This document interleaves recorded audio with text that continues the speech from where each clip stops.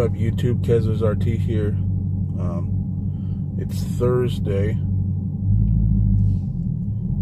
a couple of days after the stupid fender bender with the Prius, and you know, we had a long holiday weekend, which is New Year's and all that stuff.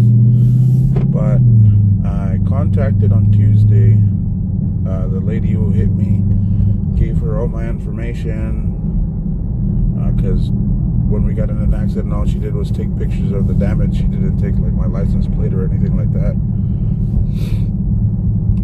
But I made contact with her, gave her all my info.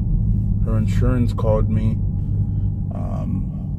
and when I talked to the agent who's handling the repair claim or whatever,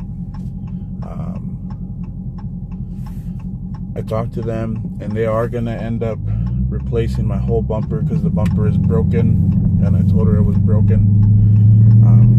So she said, you know, we'll replace it, we'll get you a new bumper, as well as I also told her that it was clear wrapped, so she said they would pay for that too. So now I just gotta get the car over to the dealership so they can quote me on a new bumper, so I can get a new bumper, and then get a quote from the guys who wrap my car to have them pay for that as well. So I mean, I'm extremely busy, so probably I'll see if I can get like an hour or two off work tomorrow to get out a little bit early to take it to the dealership so they can give me an estimate on the bumper. And then I have the guy emailing me today on an estimate for the replacement of the wrap. So they are going to take care of it, which is good. She did have a good insurance, so I won't have to fight tooth and nail for stuff. But yeah. Oh yeah, and also for the new bumper, I told them that I was going to have to get it paint corrected before putting on the wrap. And they're like, yeah, you know, just get us a quote for the paint correction, get us a quote for the bumper, and a quote for the wrap.